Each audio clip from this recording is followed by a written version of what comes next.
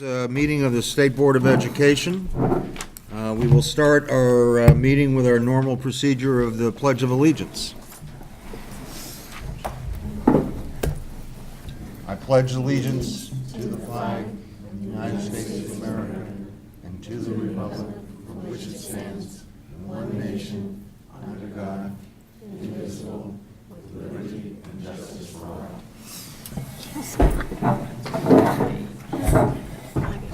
Thank you all for coming this morning. We have a fairly full agenda.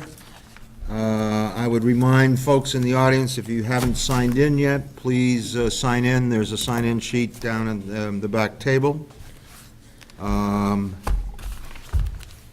I think Rebecca has an introduction that she would like to make. Yes. Wanted to introduce Amy Fowler, who's just joined the agency as the Principal Assistant to the Secretary for Education Quality. And I will let Amy explain some of her background and also some of the work that she hopes to accomplish at the agency. Good morning. This is on, I believe. It's nice to meet everyone. My name is Amy Fowler. I come to Vermont from Oakland, California, where I was working for the last 3 years. I'm joining the agency, as Rebecca said, as the Principal Assistant to the Secretary of Education for Education Quality. This is a new position at the agency, and what we're looking to do is combine efforts underneath the education quality standards related to teacher and principal licensure, teacher and principal evaluation, and of course their preparation and professional development throughout their careers. And then I'll also have the privilege of working with Deputy John Fisher on the school quality reviews that are part of EQS as well. So that's the work that we're going to be doing. It's new to the agency. I've now been in Vermont for 3 weeks, so I'm learning a lot. And please, when we meet again, remind me of your name and don't assume that I know it, because I forget easily. Thank you. Well, thank you, and welcome to the state of Vermont. Welcome to the agency. We look forward to working with you. I as well. Thank you. Thank you, Amy. The next item on the agenda is a proposed executive session. Krista. I make a motion for executive session to deal with confidential attorney-client communications made for the purpose of providing professional legal services to the body pursuant to BSA 313. Is there a second to the motion? Mark seconds. Any discussion? If not, all those in favor say aye. Aye. Aye. Those opposed say no. The ayes have it, and we're now in executive session. Agenda item C. Are there members of the public that wish to be heard this morning? Not seeing any, we will move on to the consent agenda. Is there a motion on the consent agenda? Now, I think there was... I would like to pull the Sunrise, the opportunities, green sheet to vote on separately so I can vote on the rest of the packet. It is a conflict, as in I do work for this program. I work in the agency that has this program. Which one was it again? It's the opportunities, D. Number C? C, 2C. Sunrise Family Resource Center? Yep. Okay. We want to pull that one? In the discretion of the chair, item C has been pulled off the consent agenda. Is there a motion on the remaining? So moved. Jean Marie's moved approval of the items on the consent agenda with the exception of 2C. Is there a second to that motion? Second. Krista seconded. Any discussion? Discussion on the consent agenda motion? Or No, on the consent agenda. I have a discussion, just a general, just Okay. comments. So, instead of going through my individual questions on the green sheets of those enclosed, I just would like to say that I would, I think the board, at least myself, I can speak for myself, would like to better understand the formatting of the green sheet in terms of the differentiation between why some would be 22 months, why some would be 2 years, 3 years, 5 years, why some would have in the approval process the number of students, while some would talk about a report. I just would like to see for my own sake, sort of a more general format to also maybe explain what well-qualified means. I know that in public schools, certain teachers need to be actually have licenses in certain areas. If I can interrupt for a second, in the chair's conversation with the secretary, we've agreed on on September agenda, the board will get a full explanation from the agency on this whole process of certifying independent schools. Okay. So, and I think a lot of us have questions on the process, and that will be an opportunity for us to learn more about the process, and equally as important to ask any questions that we might have on it. So, save your notes for the next meeting. The motion before us is approval of the consent agenda. Is there any other comments? If not, all those in favor say aye. Aye. Those opposed say no. The ayes have it, and the consent agenda, with the exception of item C, has been approved. You want a motion on C? Yes. So moved. Bill has moved approval of Sunrise Family Resource Center. I believe it's a renewal. Is there a second to that motion? Bonnie has seconded, and I'll call on John Marie. I actually would just like to clarify one thing in this green sheet. It talks about how the participants or the students have free childcare. And I thought it might come to somebody's attention how this agency opportunities manages to do that. And what I'd like to just clarify is that the teens' children can go free of charge to them if they qualify for a subsidy and eligibility.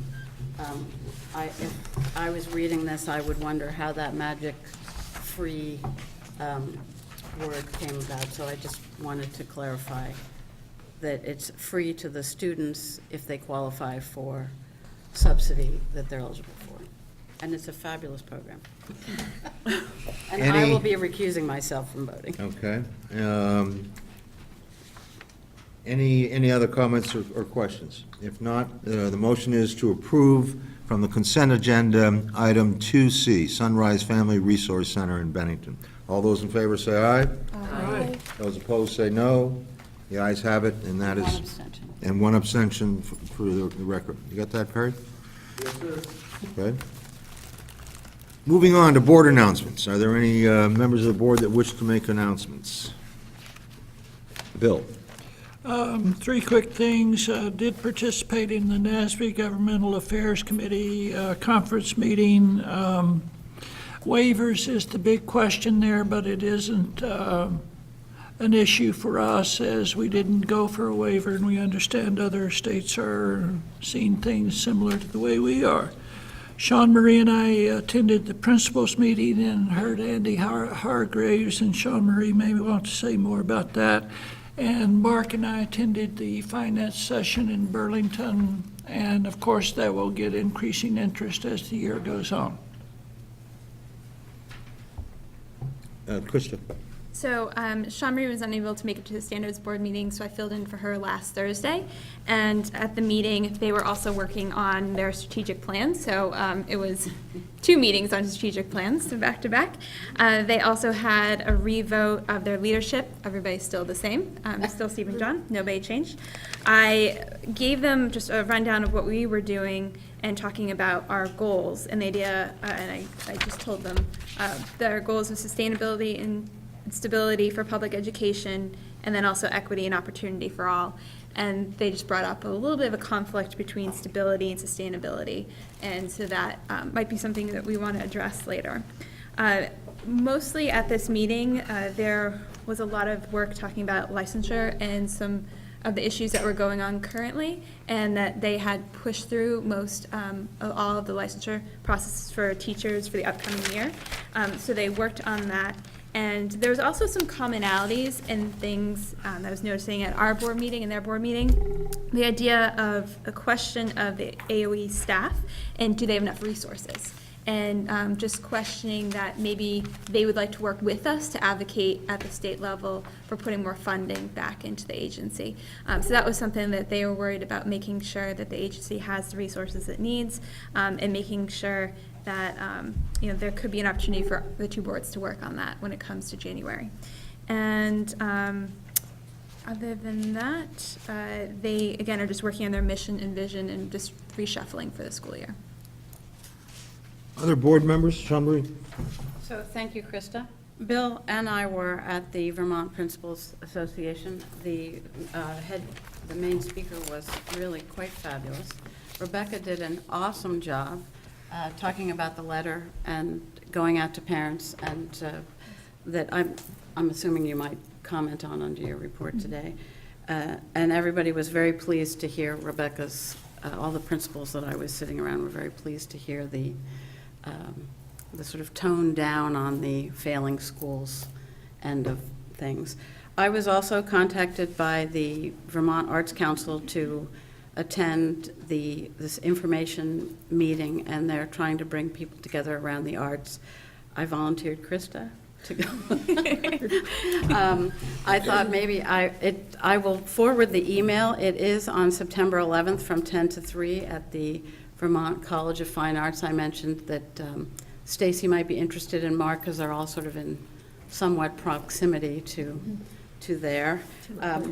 NASB also reached out to me. They have a committee of board members, NASB board members from around the state, visiting 2 schools in New England that are associated with, they feel that they're been very efficient and supportive in associating with college and career readiness and civic success. I don't know the name of the schools, but one's in Boston and one's in Rhode Island, and I suggested that since I'm halfway through my term, that perhaps Krista, who's also a teacher, might be able to. She does have to work. Oh, she cleared it with my principal already. The principal happened to be at the Principals Association conference, and I mentioned it to him, and I said I wasn't certainly asking for the approval, but that, she may be asking. So that one is a high school and one is a K-12. So those are my reports for the last 2 months, and I won't elaborate on the Andy, what's his last name? Hargraves. And I will say that it is no wonder he's a friend of Bill's. They are very like-minded, so it was excellent report. All right, Stephen, I'm done. Any other announcements from board members?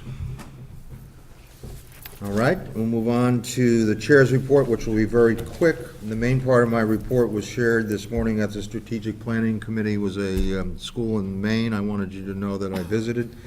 But more importantly, if anyone in the audience is curious what I'm talking about, I'd be glad to share it with you over lunch. The main point I want to make here, it occurs to me as we're beginning to talk about what might be coming before the legislature this winter. I realize it's only August, but it's probably timely to start thinking about reforming a legislative committee to work through our priorities that can be brought back to the board. So I would ask any of you who have any desire to serve on the legislative committee, please let me know, and in September we'll go through the formality of appointing the committee. So Perry, remind me of that, please. Bonnie, item G, the strategic planning update. Oh, okay. So we had a work session prior to this meeting, and our 2 goals, as Krista indicated, are stability and sustainability for public education, and our second goal is equity and opportunity for all. So at this point, we're in the process of developing strategies in order to realize this goal, and we'll be working on that over the next couple months. In September, we'll hopefully have a draft that we will then put out to the public and start receiving public comment in hopes of having a strategic plan ready for December or January. December, I guess. So that's it. And we really encourage those of you in the audience and beyond who have any thoughts on this proposal as we're developing it, please do not hesitate to contact the, don't contact me, contact the chair of the Strategic Planning Committee. Any other, All comments are welcome. any other thing on the item G? If not, we'll move on to item H. And Jill, I hope you noticed that I not only got us back on schedule, but I got us ahead of schedule. Very impressive. Good morning, my name is Jill Rennick. I'm the Director of Communications and Legislative Affairs at the Agency of Education. And it is also my distinct privilege to bring forth to you folks some of the most outstanding teachers in the state today. So get ready for what I know will be the highlight of my week, my month. I know it will be the same for you. Basically, this is one of the many steps in the process of the 2005 Vermont Teacher of the Year selection. And we also are being joined not only by the finalists, but also by some of the folks who have been a part of the committee all along. So if you don't mind me putting you on the spot, if you're on the Teacher of the Year selection committee, would you mind standing up and introducing yourself? I'm Karen Heath, and I was Teacher of the Year in 2005, and I'm now the Literacy Coordinator for Barre Supervisory Union. Judy Allard, I was Teacher of the Year in 1998, and I'm retired. Julie Longchamp, I'm with Vermont NEA, and was a teacher and a retired teacher from Chittenden South. Carol Smith, I was the Teacher of the Year in 1995, and I am also retired. I didn't want to stand up and block your view of them. I'm Luke Foley. I'm the 2014 Vermont Teacher of the Year, and I teach at Northfield High School.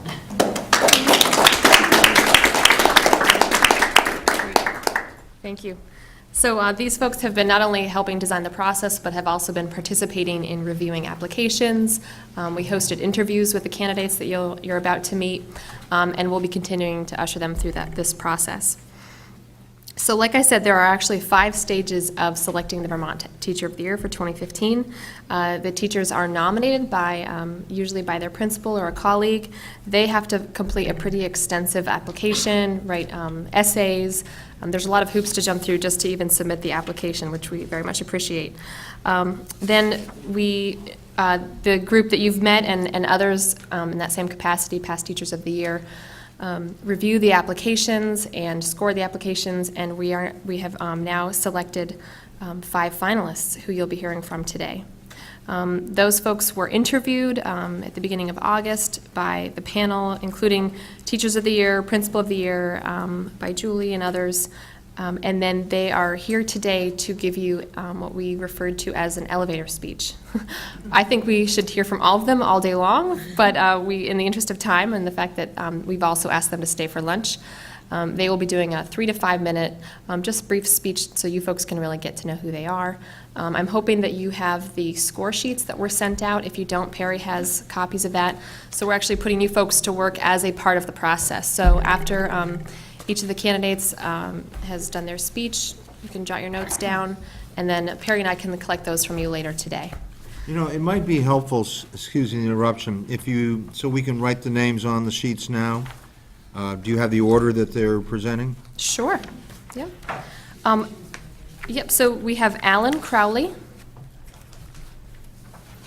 Christina Norland, Mark Chabot, Wait a minute. C-H-A-B-O-T. Christina Nolan? Norland, N-O-R-L-A-N-D. And I'll, of course, be sure to introduce these folks as well. Mark Chabot, C-H-A-B-O-T. Rebecca Haslam, H-A-S-L-A-M. Not to be confused with the other Rebecca H. in the room, I just realized. And Stephanie DeCaro.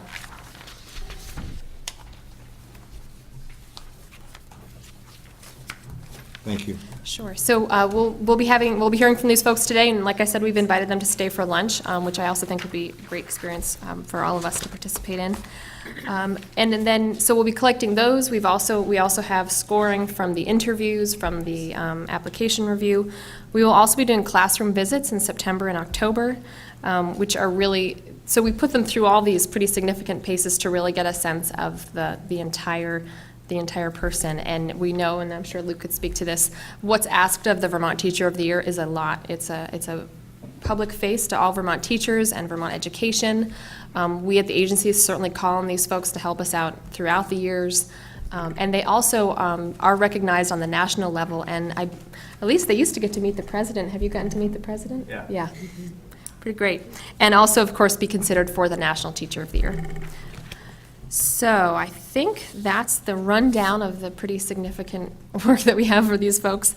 And without further ado, I guess I would like to ask if Alan could come up. And I guess I would just ask if you folks could introduce yourselves and where you're from, and then we'll hear from you. Thank you. Please sit in that same seat. Good morning. Thanks for having us here today. My name is Alan Crowley. I'm an English teacher at Missisquoi Valley Union High School in Swanton, Vermont. Like everyone else here, I was saddened and reflective upon the passing of the great actor and comedian Robin Williams last week. What was particularly impactful to me was that his role as Mr. Keating in the film Dead Poets Society was a powerful image of what it meant to me to be a teacher when I was first starting my career in the 1980s. I still love the movie and admire the character, just as I still like to tell stories, crack jokes, and make impassioned speech addresses to my students. But to be honest with you, Mr. Keating's heroic stand-up routine is not how I aspire to be a teacher anymore. It may surprise you to hear that the most important thing I have learned about being a great teacher over my career is to figure out how to more effectively sit down, to more intentionally sit beside my students, as well as with my colleagues, in a process of trying to learn together. In fact, did you know that the word assessment, that all-encompassing power concept in our profession today, comes from the Latin verb assidere, which means to sit beside. One of the great gifts of riding the successive waves of student-centered, learner-centered school improvement over the decades of my career is that I've learned that teaching is most decidedly not about the talking, but really about the listening. This learning has been most powerfully reinforced by my study of neuroscientists and their growing consensus of how the brain works as people really learn. I've discovered that the teacher's primary work is not performing, explaining, and demonstrating. These things are still very important, they still matter, but that the teacher's primary job is to be a learner. Now, not so much in an ongoing way about his or her academic discipline, though that too is important, but to be a learner about the minds of each and every one of his or her students. A successful teacher must learn how to look at what might be inside those magnificently designed brains. What prior knowledge, what misconceptions, what fears, what deep motivations. In my early years, every new concept I learned felt at first like an interruption to my old school, new school image of Mr. Keatingness. The idea of the teacher as superhero inspiring kids while subversively rocking the system. But as I learned more deeply about special education, differentiated instruction, multiple intelligences, performance-based assessment, and so many more of the giant ideas and best practices that are forming our increasingly coherent consensus of what it means to be a true educator, I found myself internalizing them in ways that filled me with new excitement, new direction, and new effectiveness. It was about 10 years into my career when in Woodstock, Vermont, I took my first position as a teacher leader in a public school, that something really big broke for me in terms of what really works in the classroom. I began to realize that the energetic, exhorting, explaining style that I had prided myself on, where I was effectively the center of all the action in the classroom, seemed to reach only a select few students in any class. Either the kids who seemed to be already wired in just the same way I was, in terms of loving language and ideas, or kids who had already mastered so much of the game of traditional school. But the great aha moments, the great pleasures, and longest lasting accomplishments in the classroom came from the one-on-one connections. an impromptu conference, a look over a student's shoulder, a literal sitting beside a student to share the story of what I was seeing as we looked at their work together. Wow, I love how you did that. That's so interesting. I can see what you're trying to do there. What if you tried this? Is that the direction you were driving? My Mr. Keatingness had been working out okay, but not as well as I thought. When I was teaching in a private school or a college setting with self-motivated or very competitive students, but in our changing society and with the diverse reach of our public schools, realizing that so many students needed so much to find an experience of safety, success, and confidence to open up to new learning, the whole manage the group thing, I'll say jump and you say how high, just didn't seem very useful anymore. So the setup of my classroom had to change. My relationship style had to change. My instructional focus had to change. And suddenly, all these add-ons of educational reform revealed themselves to me even more clearly as the power tools of an expansive, collaborative tool shed that made teaching more fun, more focused, and more effective than I had ever dreamed it could be. And what has developed most powerfully in my past decade at Missisquoi Valley High School is that I have learned how to sit down in another way, to sit beside my colleagues in a new kind of collaboration based on shared curriculum, shared data, and new protocols that help empower risk, trust, and growth. One of the shadow sides of the popular image of the rogue teacher hero is the isolation that can happen to all teachers.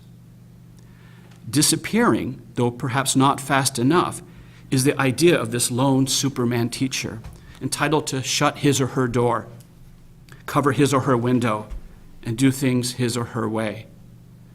No matter how talented, how inspired, or inspiring the teacher is, many pathways to growth are shut down, especially challenges to his thinking and exposure of the ideas of others.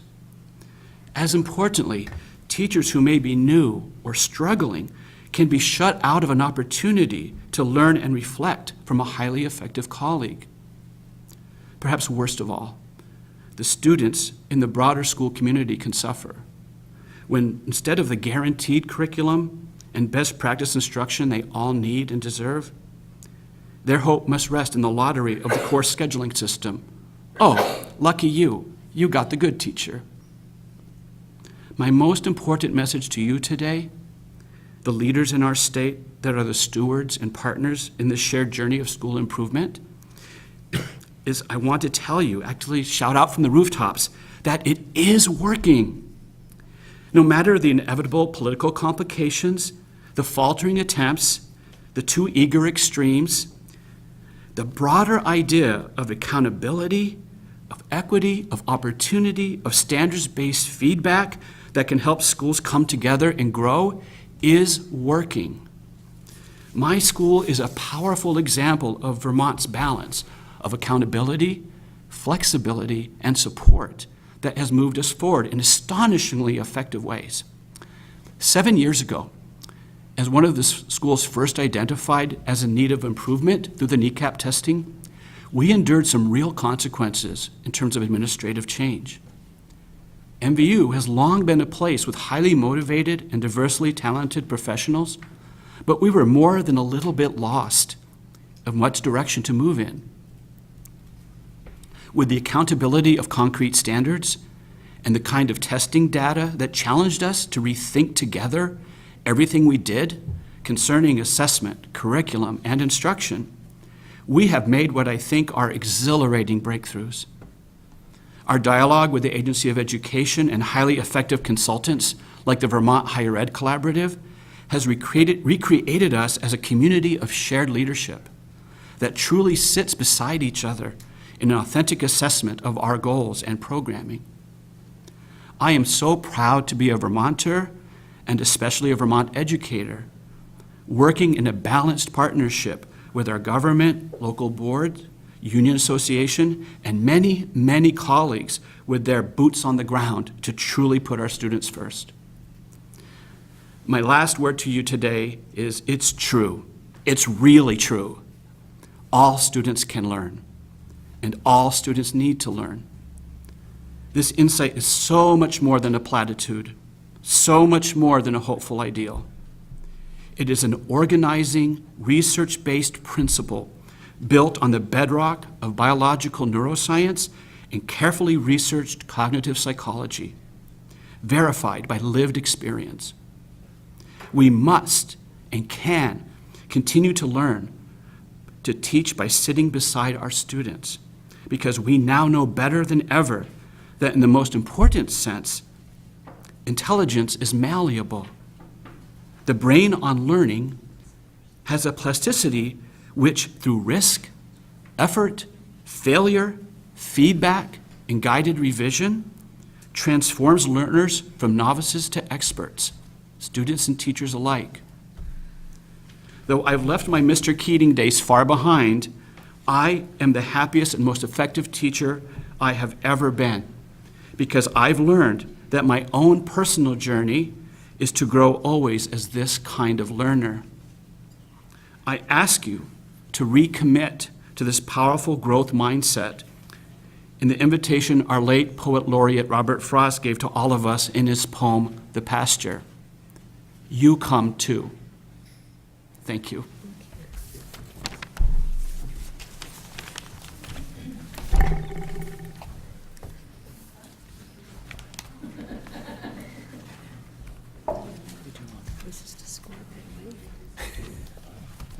Dead Poet Society was my inspiration.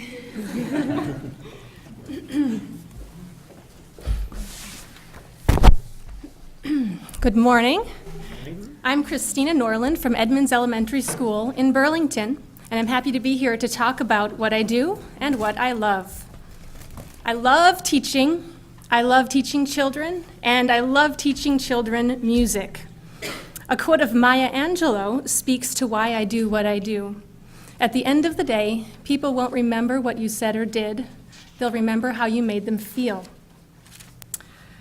It's my joy every day to teach the beautiful and diverse children of Burlington. And what I want to believe at the end of every day is that the hundreds of children that I touch are growing into better people, better students, better musicians, and better citizens ultimately because of my part in their lives. There are several things that I'm all about as a teacher. Transforming the way that I speak to kids in order to get a positive behavior result is right at the top. My passion for quality education in the arts is why I'm a music teacher. My drive for efficiency and fun in the classroom determines the way that I run things. And my core belief that holding the standards high for kids in a supportive environment will cause them to really rise up and achieve excellence has always been a part of me. Kids can and will do amazing things when we set them up for it. But I'll focus on the first two today.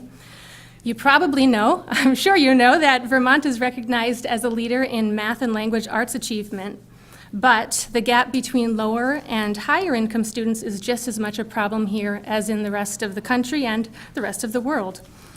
So how can we begin to close the achievement gap between different socioeconomic groups and provide an equitable education for all of Vermont's students? At the most basic level, we need to provide kids with a positive school community, a place where they feel safe and welcome to be themselves so that they can be ready to learn. School climate impacts our low socioeconomic students more than any other group. So what should we do? It starts in the classroom by really teaching behavior expectations, using positive language with kids, and praising them specifically when we catch them doing the right thing. When teachers actively work to transform the way that they talk to kids and to transform student behaviors across the school, the results are clear, and student success rates go up. It's evident in studies, and it's evident for any teacher who's actually really tried to do this.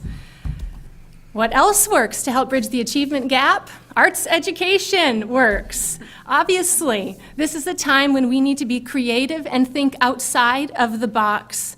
Our nation has suffered, I feel, from a hyper-focus on test scores to measure outcomes, but the kneecap test cannot possibly give us a full sense of a child's growth or a child's worth. Today, STEM schools, which focus on science, technology, engineering, and math, are all the rage, but I think of a society that was only about those 4 things. Where's the beauty? We need to add the A in for the arts to make it STEAM instead of STEM, and that will transform a child's life and a school, a community, and ultimately, a society. So I'm really glad that some forward-thinking people in Vermont, including Secretary Holcomb, is aware of this kind of thing and promotes Einstein's idea that not all that we measure matters, and not all that we measure matters, and not all that matters can be measured. And that the arts deserve a real place in our schools. Do you know, in my music classroom, I do not see that disparity between the different socioeconomic classes. A few years ago, I taught a kid who was bright, but he didn't have the spark for learning until he discovered music. This 11-year-old took up the saxophone, and he was magically engaged. His grandmother wrote me a letter saying that nothing had interested him in school until he discovered music, and that changed everything for him. And this child, I feel, represents all the low-income students in Vermont who deserve to be engaged but are missing that spark. And his story shows that there's hope in the arts for engaging and igniting that spark. So I think we should combine the power of the positive school community and the power of arts education to reach all of our students and watch what happens. Maya Angelou was right. At the end of the day, people will remember how we made them feel. So let's make sure our students feel safe and respected. And let's make sure they know their creative ideas are worth expressing in our schools and in our society. I'm humbled by the nomination for Vermont Teacher of the Year, and I'm grateful for this opportunity to share with you what I do and what I love. It's an honor and a privilege to teach the children in Vermont and to be in the position to make each child's day and world a better one. Thank you.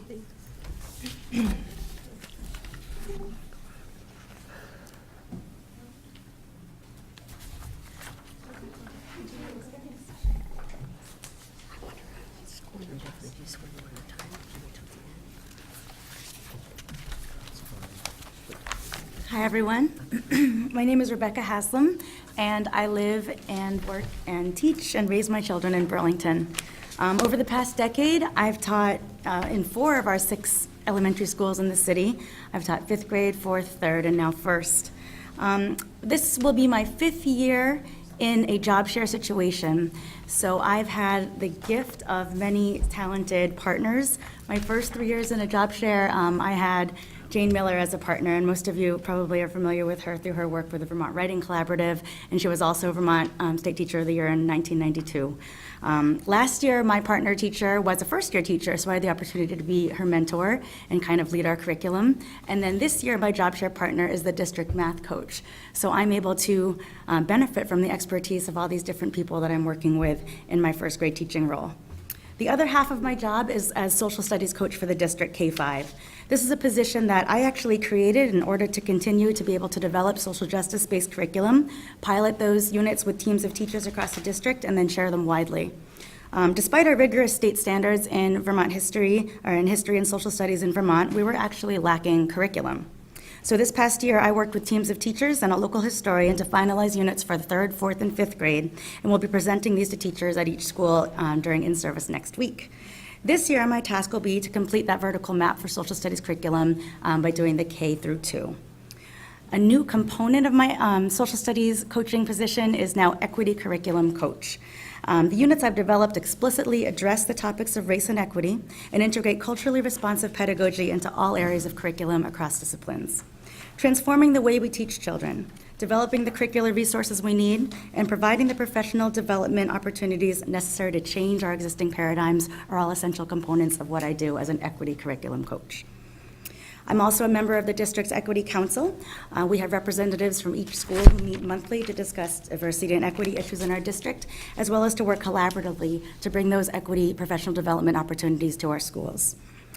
I am in my 2nd year of working with a small group over the summer of teachers and administrators to develop equity conversations, which all staff will be using for professional development throughout the year, pre-K to 12. And the goal of this work is to move us along that continuum of cultural competency. We have been tackling topics such as white privilege, examining our own biases, looking at data through an equity lens, and cultural diversity, gender identity, and as you can imagine, these sessions are challenging. They are often met with enthusiasm and caution, engagement and silence, and introspection and denial. It often feels like very, very small steps, but we are starting to walk the equity walk in Burlington, and it's exciting and it's very hard work. I feel personally invested in this process, and I'll continue to be a leader in this work moving forward. In my work this summer leading the district's curriculum committee, I've been reading the work of John Hattie. He's a researcher examining the effect size of the many different factors that go into the education of a child. My big takeaway from his research is that our primary role as teachers is to examine our own effectiveness on learning. Teachers don't often toot our own horns, and if anything, we defer the credit to any success to our students. And of course, our students deserve credit for their successes. But I do believe that wonderful, great, amazing teachers also deserve some credit for those successes. On the other hand, when students don't succeed, teachers are often quick to point the finger to factors outside of our control, such as poverty, emotional distress, family life. But what we're not doing enough of is evaluating our own teaching and our own efficacy. If we look at Hattie's research, we can see that most of what we do as teachers has some kind of positive effect on students. Our challenge is to focus on our energy on those factors which have the most significant effects. This requires us to change that mindset. Of course, there are factors over which we have zero control, and these barriers to success too often give teachers a reason to give up, pass the buck, and accept just a little bit of growth in a year as success.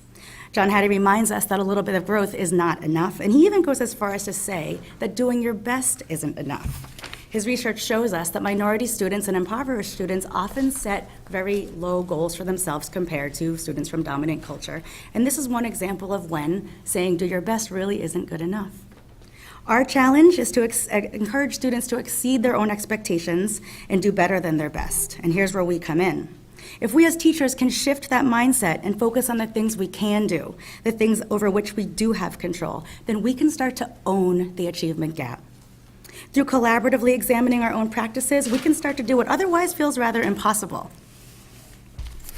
I believe that every child has the right to the best possible public education, every child. And in Burlington, this is a wide spectrum, racially, culturally, linguistically, socio-emotionally, and economically. We are doing the highest stakes work, and I take my jobs very seriously because I'm responsible to the most important people in the world. Their parents entrust them into my care, and this is an honor that I don't take lightly.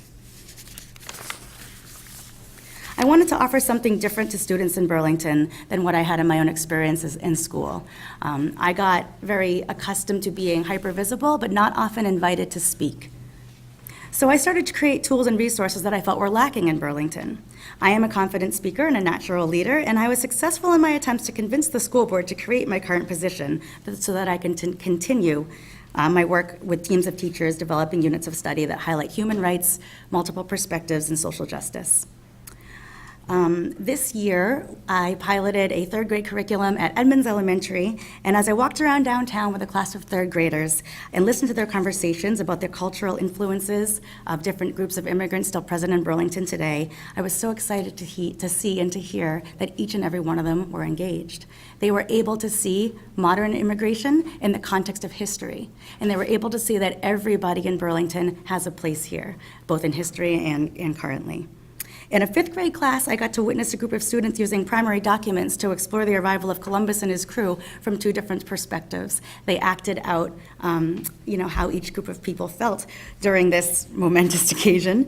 And I saw students who were highly engaged, passionate in their roles, and bringing history to life with a critical analysis. In my own first grade class, I had students identifying change makers in different genres of literature and in our community. So instead of just teaching about Martin Luther King and Rosa Parks in February, I designed a unit on change makers, and I used it to teach my lessons on comprehension strategies, fluency, reading across genres of text, informational text features, research, opinion and argument writing, biographies, autobiographies, poetry, and social action. Children talked about their own parents and the simple ways they make our community a better place. We had one mother come in and talk about her work at the Samaritan House, another come in and talk about her work as a mentor at King Street Center, and a father come in and talk about his work helping to pass the ban on electronic handheld devices in the car. These kinds of family-school partnerships help my students see their role as citizens and help them be empowered to be actively engaged participants in their community. Along with my students, my own 2 children drive my passion for teaching, for early education, and for the need to instill a sense of justice and global citizenship at an early age to prepare them for the world ahead. As they encounter injustices in their interactions and in the greater world, like what's happening right now in Ferguson, children will need to have the tools and understanding to make sense of their world. This is why I believe so deeply in teaching students about their own rights and responsibilities as members of the various communities to which they belong. My first grade students learn that they can be change makers.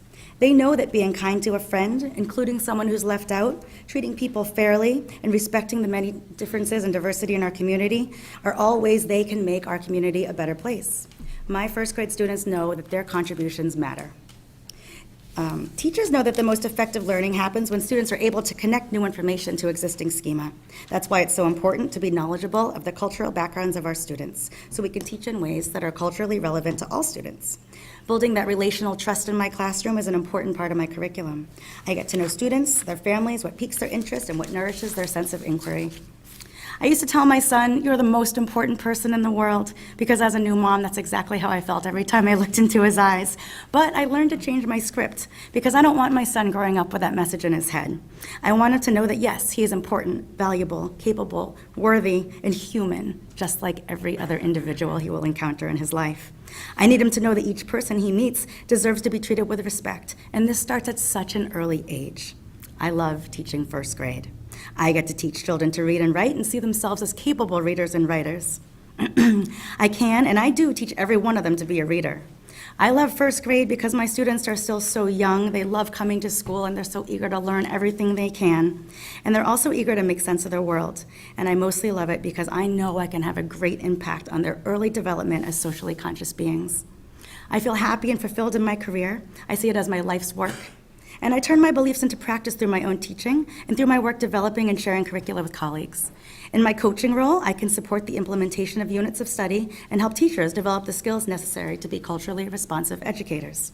And in my work writing professional development around equity and diversity, I'm able to help shift the mindset of teachers in Burlington necessary to keep us moving along that continuum of cultural competency.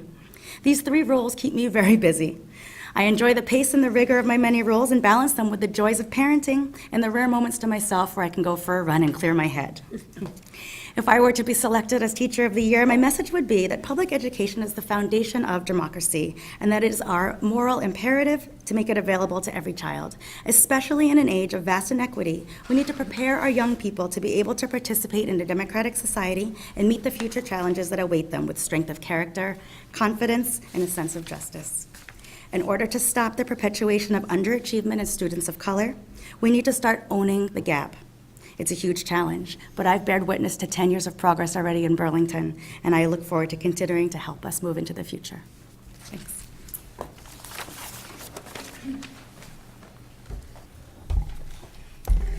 Good morning. Good afternoon. No, it's still technically morning. So my name is Stephanie DeCaro, and I teach 2nd grade at the Integrated Arts Academy, formerly H.O. Wheeler School in the Old North End of Burlington. First, I want to say that it is humbling to be sitting here with you, with my colleagues who are clearly amazing. So thank you. And also, I do want to take this moment to thank you for your work. A few years ago, I was able to sit in on education committee meetings at the State House, which was a very interesting experience for me. And one of the things that I saw the concern, and I saw the earnest desire to do the right things. And as a teacher, that's what I look for. So thank you. A little bit about myself. Excuse me. I'm used to a smaller audience. So I am grateful as a teacher. I left a career in fundraising to become a teacher, and I have never looked back. And I've been able to teach in both private and public school settings here in Vermont. Now I teach in the most diverse school in Vermont. As well, another gift of my career is I was able to complete a master's degree with the focus being on the culture of poverty, home culture, cultural backgrounds, and how that impacts a child's learning process. As well, another gift, I've been able to teach abroad in South America and Europe. And all of these experiences have really made me the teacher I am today. And what those experiences have given me is a global view of education, cultural competency, and the ability to meet the needs of every single one of my students in the classroom and eliminate the achievement gap in my classroom. In my classroom, no student is left behind. This year I had students from Somalia, Korea, Japan, China, Ivory Coast, and every single student met or exceeded the goals. When I was in fundraising, I had a business card, and the business card told people that I was a development officer. And a few years ago, a friend of mine suggested that I get a business card, and I actually laughed because what would it say? And as I was writing this, I was thinking, achievement gap eliminator, CEO of second grade. Or as my students last year liked to call me, which I did not mind, queen of second grade. And what it made me think about is, what is my business? What business am I in? And I am in the business of being of service. That is my job. That is our job. My job is to be of service to the students and their families who come across my path in my school. And so I decided that my business card, if I had one, could just say teacher, and that was simply all that it needed. With that, our business, the business of public education, deals with shaping, and from my experience, every day, saving the lives of children.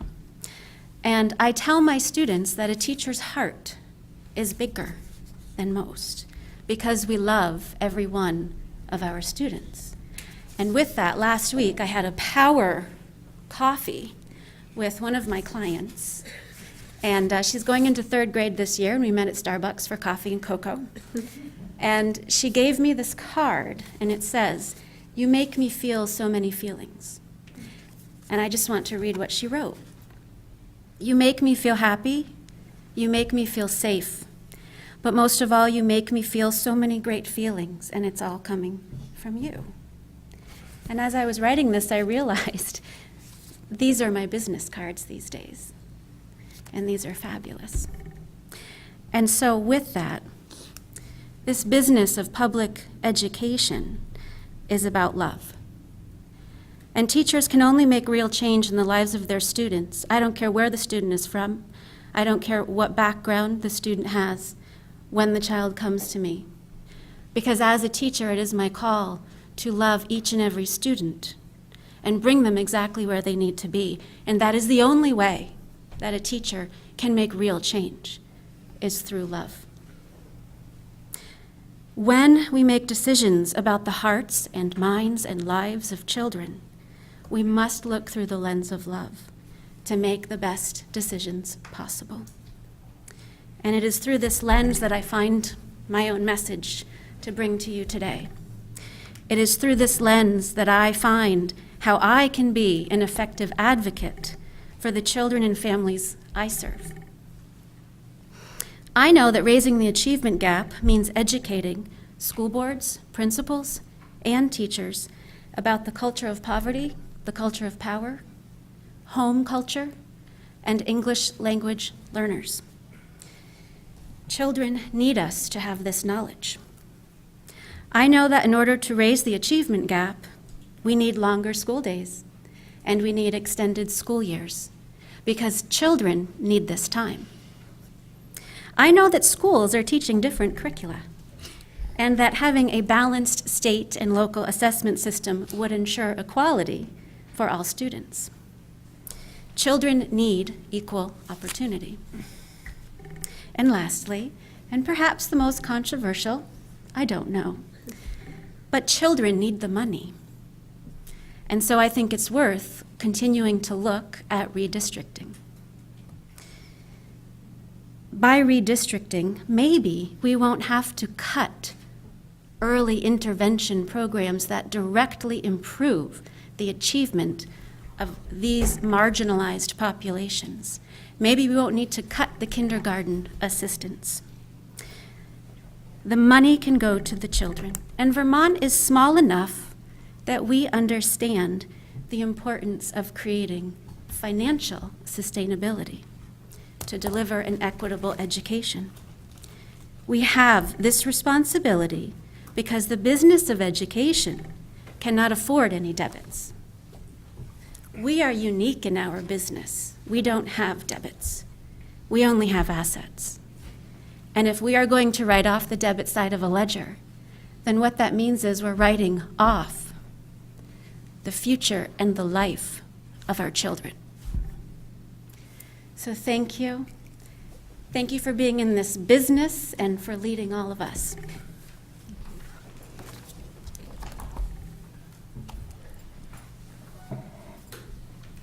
And our last presentation, Mark.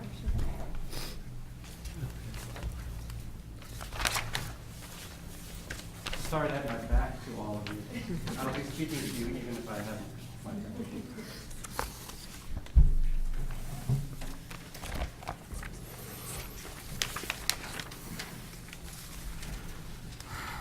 My name is Mark Chabot, and I'm a Vermont teacher.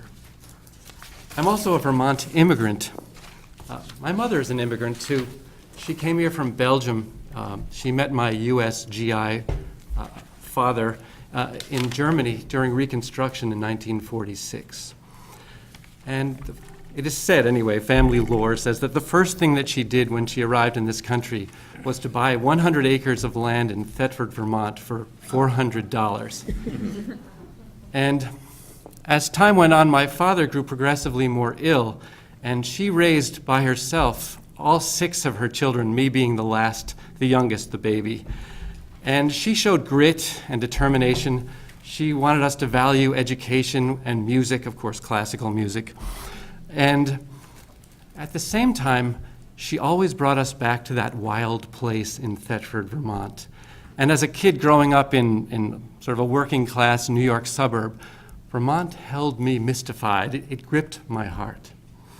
And so when I became of age and went to college, I went to the other side of the river, as we say. I went to Dartmouth College in Hanover, New Hampshire, and then I taught for 3 years in New Hampshire.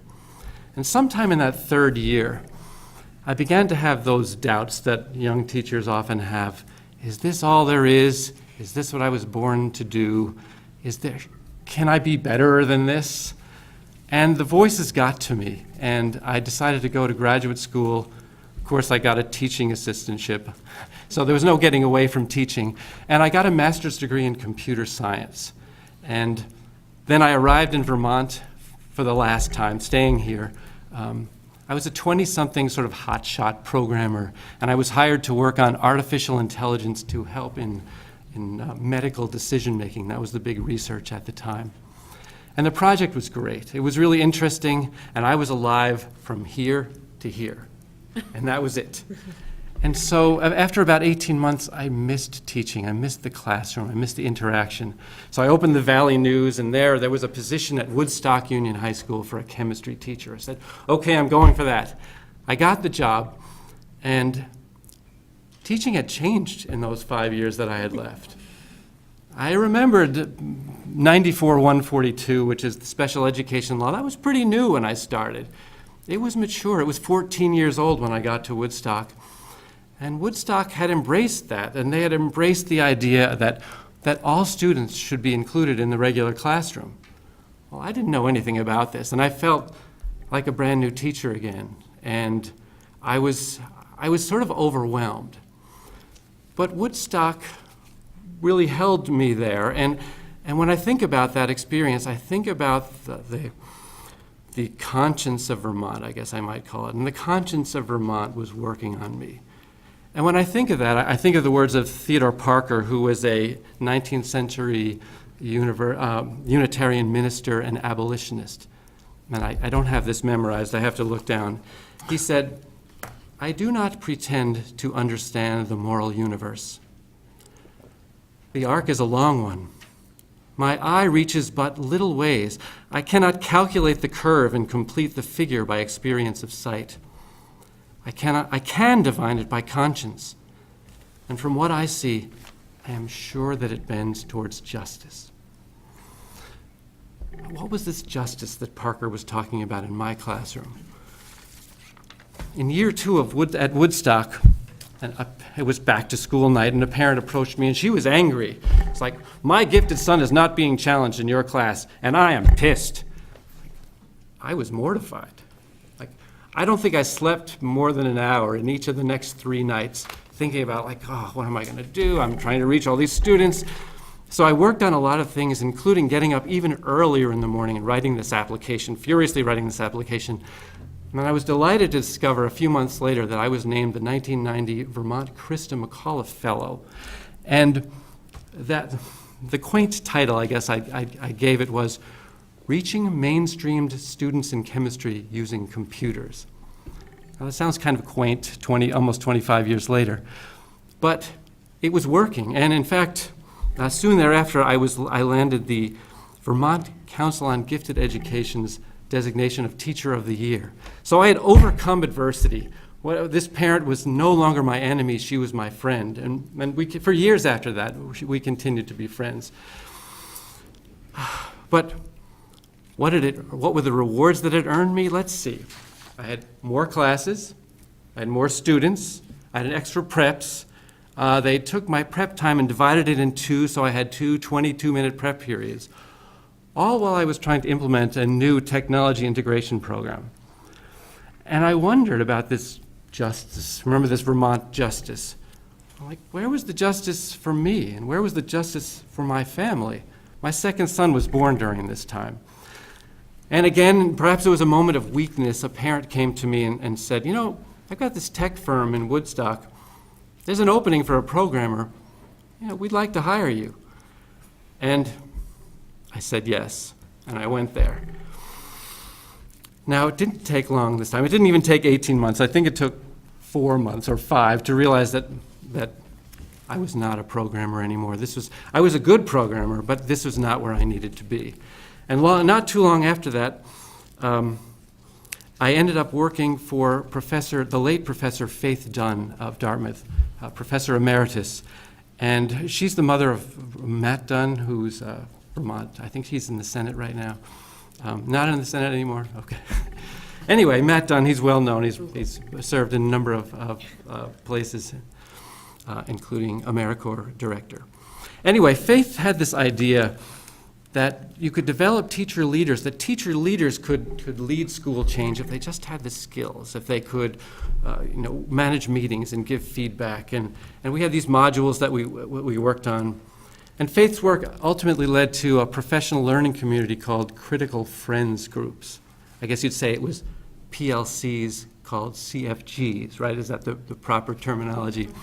And in that work, later on, I don't have time to tell you about that work, but Faith soon discovered that Dartmouth was not a particularly wonderful place to do education research. It was kind of a hostile place for education research. And so she left, and that left me, well, yet again, without a job. And after some fits and starts, I was approached at Stratford Town Meeting, where I was living, by Martha Jane Rich. And Martha had been the pre-service director of the program that I embarked at Dartmouth to learn how to be a teacher. And we had stayed in touch, and she said, I have an opening at Thetford Academy. Would you like to come back? And I took a deep breath and said, yes. And I haven't looked back since. Now, Martha had created a school that was sort of steeped in the culture of justice, that if the arc of the universe was bending towards justice, it was being bent really hard by Martha at Thetford Academy. But I had come to this little school thinking I was going to bring academic rigor to the rural part of Vermont. And I had spent some time at Dartmouth's Thayer School of Engineering, learning how to bring engineering problem solving to the high school classroom. And I was trying to implement that when one day a 17-year-old boy was looking out the window in my advisory group, and he saw 2 students being led across campus, 2 intensive special needs students, one in a wheelchair, really not moving at all, She had cerebral palsy. And the other, an autistic child, sort of jumping along. And he said cynically, "Why are those students even here? Why do we bother? We spend 10 times the money on them than we do on us." He was pretty close. And they can't even learn. What's the point? And I was left feeling cold. Now, I gave him the appropriate answer about education for all. But I was left cold by that feeling, and it wasn't a feeling that he wasn't the only one who felt that. I think it was maybe a week later that I woke up with a start and said, wait a minute, what if we could use this engineering problem solving, and I could take my students and meet these two intensive special needs students, and they could design projects, prototypes, that could help them learn and help them how to live better. And so I was a little nervous about this idea. It was kind of a wild idea, and I went to the special educators and I told them about it. And their first question was, when can we start? And from that, we had about 8 years of really amazing projects. And then as the girls began to age out of the system, 23rd birthday and all that, I think it was the 22nd birthday, we began to reach out to the community and reach out to elderly people, disabled people, people who had suffered from strokes, children who had strange diseases where they couldn't go to school. And what happened was that my classroom became less and less relevant, that we needed a bigger space. We needed the whole school to learn. We needed the community to figure out what we were doing. And it put pressure on me, and my colleagues got angry. Why aren't your students in your classroom? Why are they all over these places? And why are they in the shop doing this thing? And they're on these computers. They're not supposed to be there. And I realized that a project can have a life cycle like everything else. It can be born into a beautiful world. It can have a wonderful development. And it can die, just like all of us. And this program, I felt like it needed to be set aside. And at the same time, I was sharing this work. It was published nationally. I speak at Vermont Community Works. But the project needed to go, and I needed something else. And I thought, well, how about robotics? Maybe we could, at least I could put it in my classroom. No one would get in trouble. They wouldn't, be around campus.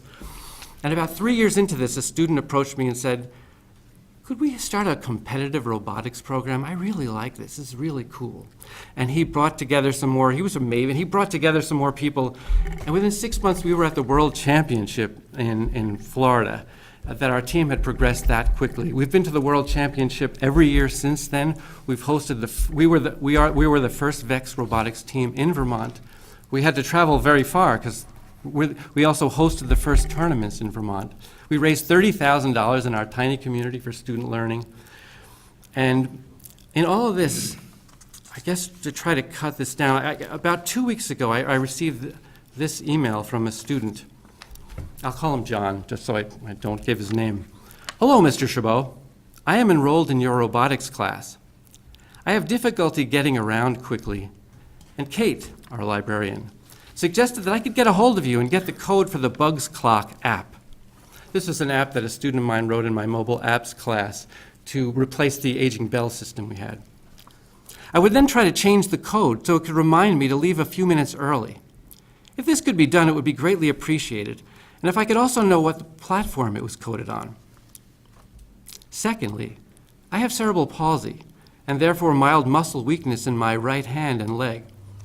It occurred to me that I could maybe talk to you and create some sort of glove to amplify my movements and increase my hand's dexterity.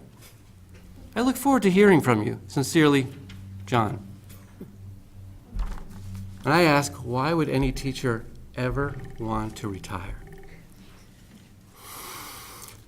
So in all of this journey, I have learned that Vermont is a crucible for bending the arc of justice, bending the arc of the universe towards justice. It's in our blood, it's in our water.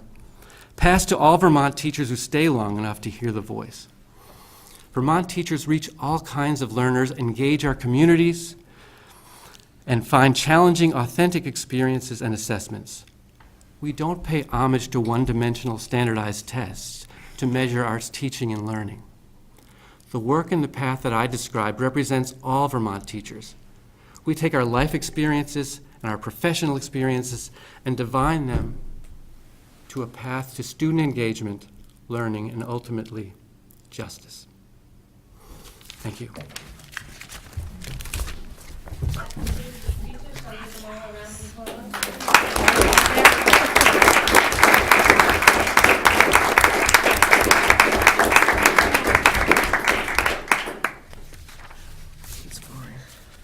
food for thought. I think I speak on behalf of everyone here that we're just so happy to have you all here and honored to hear from you and hear what you have to say and for all the work that you're doing. So thank you for coming on this beautiful day. And we do hope that you'll be able to stay and join us for lunch. So that concludes the Teacher of the Year portion of this item. I do have a second portion. Shall I kick that right now? You may. Okay. And before I forget, we will be making the announcement for the 2015 Vermont Teacher of the Year, the alternate and the finalist for our October State Board meeting, October 21st. All right, while we are discussing amazing teachers currently in Vermont schools, we are also really pleased to have with us the 2013 Milken Educator Award recipient. She joins us from Spalding High School, where she teaches language arts.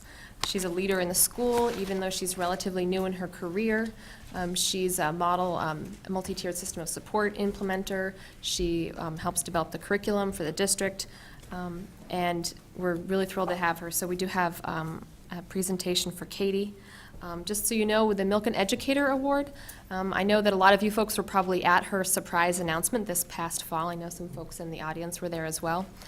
Basically, the Milken Family Foundation has this annual award that they give out to teachers across the country to recognize students, teachers who are relatively new in their career but are showing outstanding promise and already having a significant impact on their classroom and community. This is done as a surprise. The individuals are nominated, and the agency, we conduct interviews with references. We talk to folks at the school and colleagues. All of this done without the recipient's knowledge, and then there's a surprise announcement that's usually held in the fall. We're also joined by John Pandolfo, who was a Milken winner, the very first Milken Educator Award winner for Vermont. So thank you for coming. So I hate to put her on the spot. Maybe while I grab something for Katie, would you like to come up? And John, would you like to join her? Do you guys mind?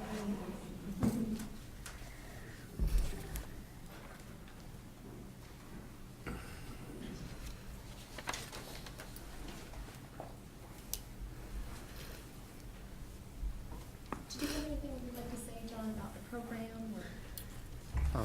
I don't have anything prepared.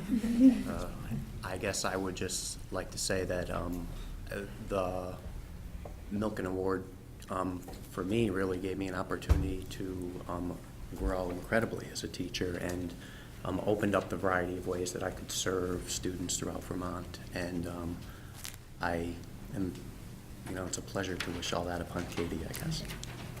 Would you like to introduce yourself and say anything? Sure. I'm Katie Sador Meyer as of a couple of weeks ago, and this has been an incredible journey so far, just getting to meet more excellent teachers and folks like you across the state of Vermont. And I obviously am very passionate about what I do, and I'm excited about the opportunities that this has opened up for me. So thank you. Well, on behalf of the Milken Family Foundation, the Vermont State Board of Education, previous Milken Educator Award winners, and the agency, I'd like to present you with this award, your Milken Educator Award formally. Thank you. Congratulations. Thank you.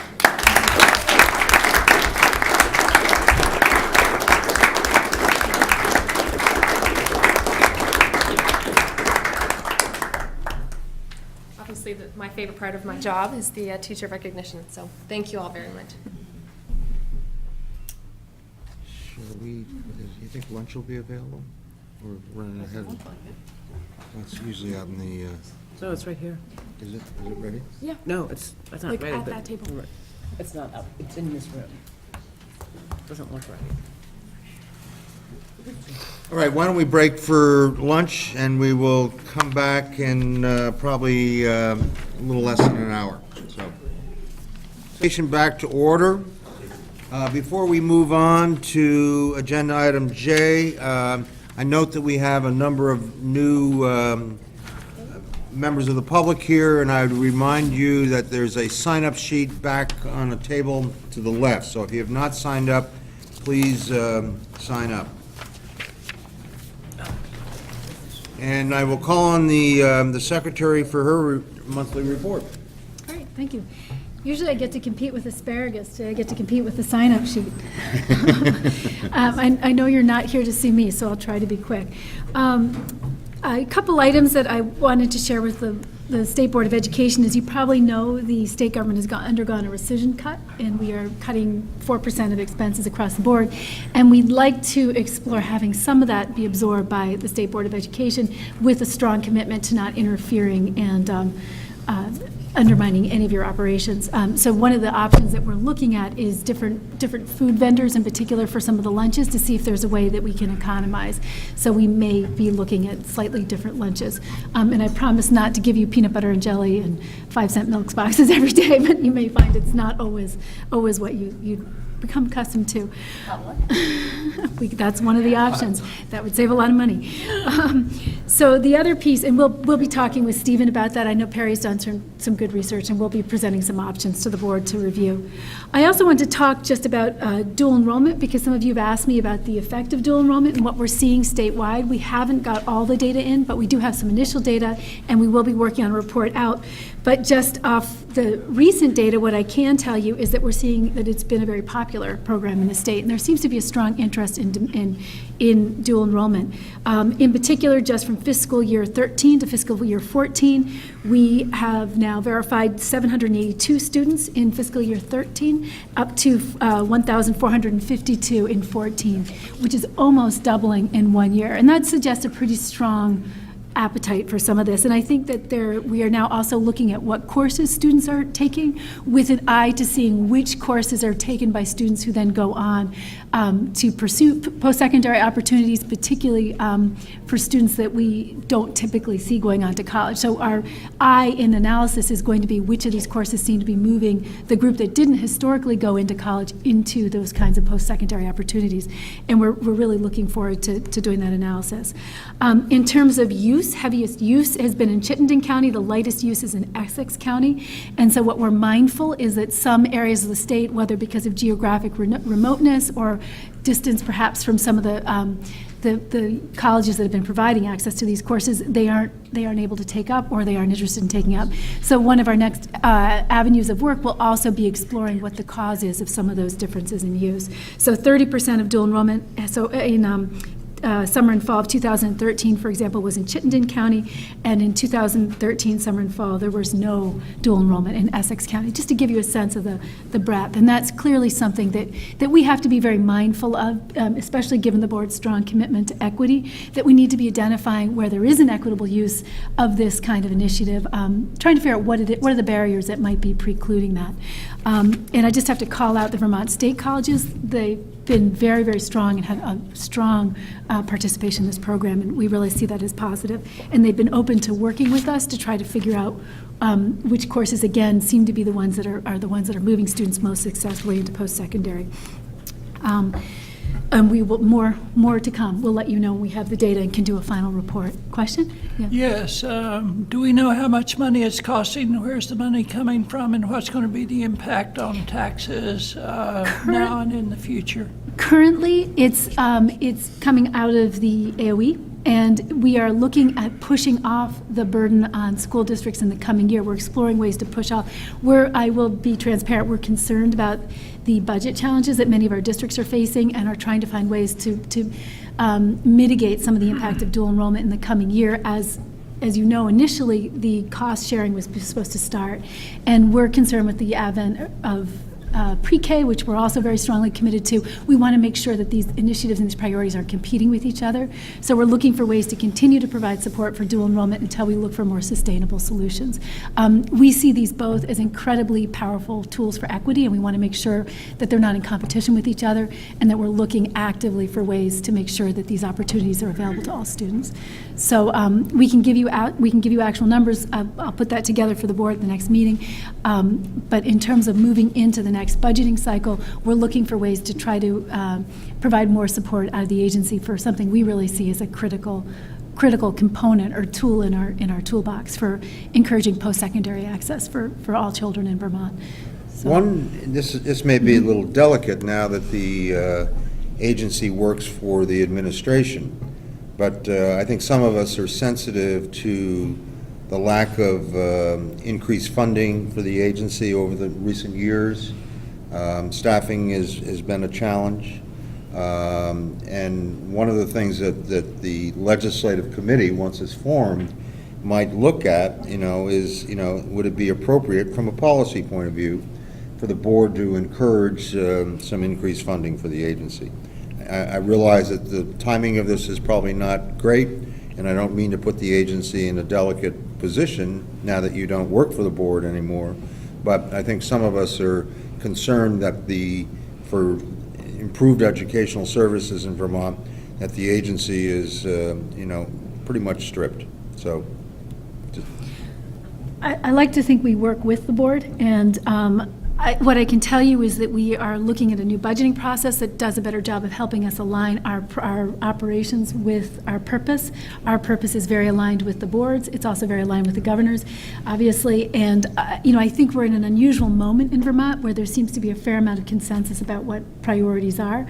And though there is some discussion, disagreement about how to best achieve those, our hope is that by making sure that we're targeting the resources we have at priorities, and we're encouraging us all to be judicious about what we ask. We ask for a lot. Maybe not everything we're asking for is really high value or high leverage. If we can make some judgments about what our most important commitments are, we're hoping to first begin by looking at efficiencies within the agency, and then beyond that, we hope to be in a position where, through this renewed budgeting process, we can really demonstrate need in a more robust way. and just so I'm clear, I'm not bringing this issue up because you just announced that maybe our budget would be cut and our lunches would be a little minimal. Are you telling me you don't like peanut butter and jelly, No. Stephen? Because I can arrange a hot dog. No, I love hot dogs, though. Okay, all right. Sorry. I'll keep that in mind. But thank you for worrying about us. And I think we're at a period when we can't help but be mindful of the budget pressures people are feeling in the field. And we share a commitment with the board and with the educators and districts and the school boards to make sure that we're targeting the resources that we do have at children where they make the biggest difference. And I think the agency is committed to do its piece in that as well. Yes, and we understand that. Okay. And we'll keep you posted. Whoops. Went to sleep here. The next piece I was going to speak to was the status of Vermont under No Child Left Behind, and I think it's been in the press, so probably most people in the audience are aware that we released a letter 2 weeks ago that explained to all community members and parents and caregivers that at this point, under the federal No Child Left Behind Act, all of the schools basically in Vermont are now considered low-performing schools under the requirements of federal law. And this is because under law, we are required to have 100% proficiency in every school in the state. And that's a standard that we feel that if you brought Singapore here and dropped it right into the middle of Vermont, that Singapore schools wouldn't make either. There are many reasons that do that, where schools might not have 100% proficiency, particularly if you're choosing challenging standards. And that will happen all the more if and when we transition to, we are transitioning to the Smarter Balanced Assessment. And so we really felt it was important to make a statement that helps parents and caregivers and school boards and teachers, people who are really invested in education of children, as well as the broader community and business interests who have a vested interest in ensuring that we are preparing students to thrive in workforce and careers. We need to, as a state, engage in a more sensible discussion about what the data is on school performance and what it tells us. And this is in no way to shirk away from the deep commitment and the strong responsibility we feel, both for improving outcomes for all children and also ensuring that all children are demonstrating high-quality evidence of high-quality learning. And so we don't shrink from that. At the same time, we're mindful that we are subject to a policy that's broken. And currently, originally there were 4 non-waiver states. Now, by our count, there's 8. And there's at least 3 more that are at high risk of losing their waivers. So we expect that we're going to have more company, not less company, over the next couple of years. That as states have tried to apply for and then meet the terms of waivers they've negotiated, they're finding that they're not able to, or that they're unwilling to, because the commitments that they've made, they find actually don't serve the education of their children well. And on behalf of the board, we commend you for that, and are pleased to see that letter is getting so much national attention, and that's really to your credit, and that's great. We will be addressing the same issue this afternoon in an agenda item, and we won't expect to get the same national news that you do, but we need to figure out a way to be effective. The agency and the board, I'm quite sure, are in 100% agreement on how we should be approaching the measurement of the child's education. Great. And I'll leave it at that. I think he's telling me to hurry up. No, I'm not. No, what I'm saying is that, from a board point of view or an agency point of view, Vermonters should be proud that, we have taken a very strong position against the flawed legislation, No Child Left Behind, and we're not getting anywhere yet, but we will. Right. And I think it bears repeating, because I've had several people ask me this, which is why Vermont hasn't pursued a waiver. And the sticking point in the waiver has consistently been the requirement that we subject our teachers to evaluation based on the use of the performance of their students on standardized test scores. And we are very concerned because the value-added models or the growth models are useful if they correctly predict who will be the teacher who adds a lot of growth in the following year. So even if you don't agree with using test scores as a single measure of teachers, the whole premise is that they will accurately predict who's effective. And what we're seeing in our own data and we're seeing in the research data is that these tools are highly unreliable, and we might be in a position of using these data to fire the teachers who are actually the most effective teachers. And we can't subject our system to a tool that is going to arbitrarily fire teachers who might actually be the teachers who are most effective. And then the other concern we really have is that the testing that we're required to use is grade level testing, which means if, for example, you're in 8th grade, the items on the test are designed to test how well you've achieved the 8th grade curriculum. And there's items that are a little bit harder up to about 10th grade, items that are a little easier, maybe down to about 6th grade. So within that band, you can get some sense of what students have learned. However, for students who are substantially below grade level or substantially above, you cannot pick that up on that test because that test is either far too easy or far too hard.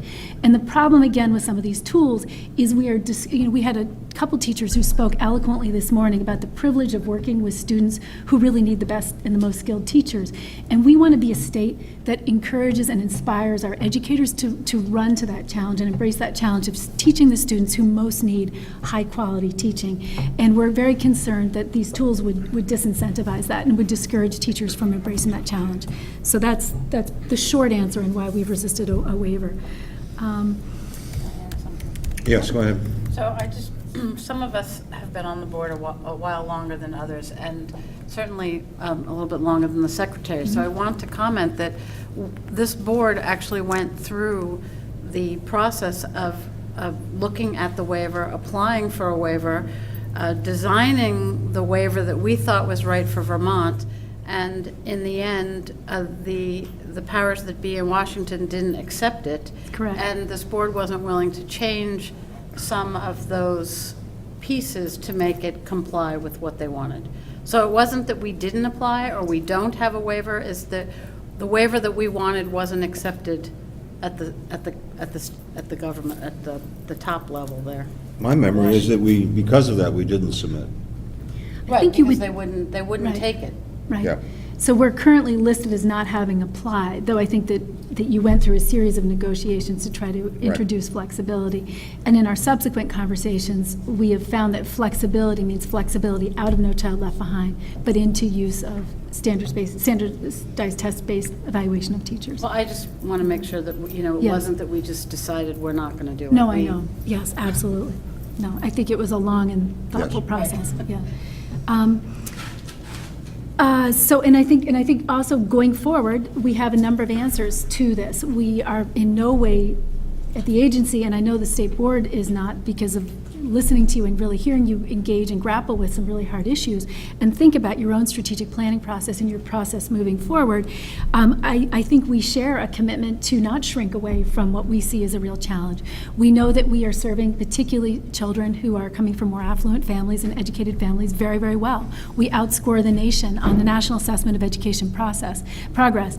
What we are not doing as well is narrowing the achievement gap. And actually, if you look at the Vermont data on NAEP, the achievement gap in 8th grade math, for example, is actually widening. So we think this is really another data point that we should use to leave behind where we've been. We don't want to, as is the common parlance in Washington, double down on a policy that's actually aggravating the kind of inequity that we're really committed to addressing. So going forward, I think we have an answer in the education quality standards, and the agency is working hard to support the implementation of the education quality standards. We have a new hire. You met our new hire this morning. her job is going to be to embrace this challenge of improving and supporting professional development of educators in the state. She's extremely skilled and experienced with respect to training principals and supervision and evaluation. She's got a tremendous experience in the classroom, supervising teachers and working with teachers to support improvements in practice. And we're really excited about the capacity that that new hire has given us to address the issue of educator quality and working in partnership with our teachers, not to single out or sanction, but to really embrace this hard work of improving practice. If it was easy, our schools would have done it already. I think you heard testimony today from these teachers about how passionately committed they are to this challenge of improving equity and outcomes for all students. So we need to reboot, we need to step back and really look at this differently, and we're excited to have that leadership there. We are also working on with the Great Schools Partnership to do a pilot of performance-based assessments of proficiency, targeting first the transferable skills, because we feel that's the hardest to assess, and it's the place where throwing a little state support behind that kind of initiative will be most productive. And so we are working hard to first pilot that with the League of Innovative Schools, to involve educators in the process of developing these tools, calibrating these tools, figuring out how they could be applied in the context of our Vermont education system. We're also working, we've applied for a grant to support work around school climate and culture. We are now partnering with professors from UVM, educators from the field and agency staff to develop and select some criteria for surveys of parents, students, and teachers, which will address issues around school climate and safety. Another thing you heard from the candidates this morning was how children need to feel safe. They need to feel valued in schools before they can even come to the education table. And these surveys should give schools some data that they could use to think about what their next level of work is. Is it to really double down on academics, or do they really need to look at their culture and whether they've created an environment in which children even feel safe taking risks? Because that might be the first barrier for some schools. And we're looking forward to that work as well. We're also working on proficiency-based graduation and trying to figure out what that will actually look like in process. The feedback we're getting from the teachers who are beginning to really grapple with this is, oh my goodness, this is much bigger than we thought. And this is going to be a long process, and we can't expect schools to reorient and retune around that ambitious goal in a couple years. It will take time, and I'm going to ask on their behalf that we support and encourage the innovation and risk-taking that's necessary to help realize that promise of proficiency-based education and a model that's based on documenting growth and strengths as opposed to sanctions for students who don't meet externally identified benchmarks. And we will continue to try to find ways to provide targeted grants, small grants, to districts that want to grapple with this challenge, on the understanding that then their responsibility to share back the work they've done, so it's available to other educators across the state. We will also continue to support the development of comprehensive local assessment systems, starting with a needs assessment. We will ask school districts what they feel their strengths and their weaknesses are with respect to the use of data-informative assessment to improve learning, and we will also figure out what kind of professional development we may need to support them and help them develop comprehensive local assessment systems that they can really use to look closely at learning and growth and progress in their own schools to develop locally appropriate solutions to some of those educational challenges. And in addition, we will be beginning, and we are just beginning to grapple with the structure of education quality reviews. We're mindful of the need to remain compliant with No Child Left Behind, which requires that all schools who fail to make AYP have in place an improvement plan. And what we're trying to figure out is how to make the improvement plan that schools fulfill or follow and develop be the same one that they have to use for special education, OSEP, the same one that they have to use for AYP determination processes, and also the one that really helps them locally target and identify their own goals for improvement. The problem is we have so many initiatives coming on, some of them push from the federal level, some from the state level. We need to make sure that the front that we present to the schools is coherent and that it's really rooted in the education quality standards.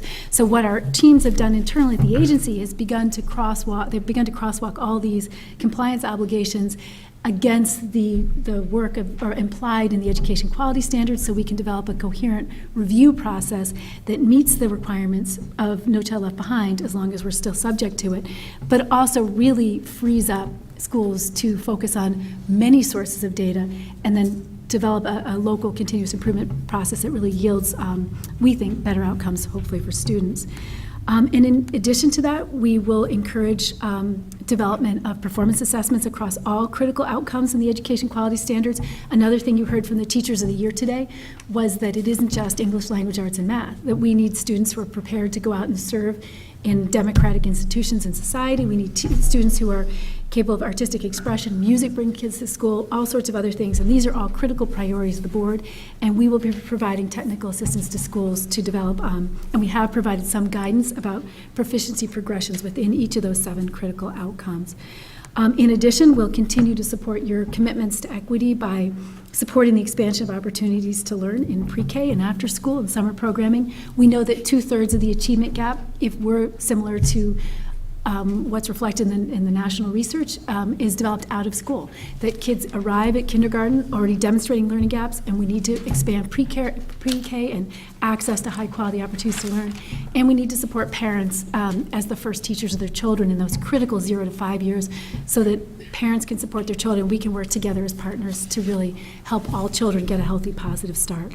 And continue to support the complex languages, multi-tiered systems of support for all learners. I think the way the board has conceived it is, instead of asking the students to come to the school, we're asking, have we created a school where all children are actually able to succeed, because we've created an environment that's supportive from them and helps them connect the work they do in school to whatever it is that motivates them. And that will continue to be part of our process. Great. Thanks. Wonderful report. Thank you. We'll move on now to item K. Still has a question. One real quick question, but maybe not so quick answer. The agenda you just outlined is the correct one, and it's a good agenda, and the pieces fit. But I'm still back to the chairman's question of where do we get the horses, and do you have the capacity and the depth of personnel that you need? It's very important that we do these things, but I'm worried.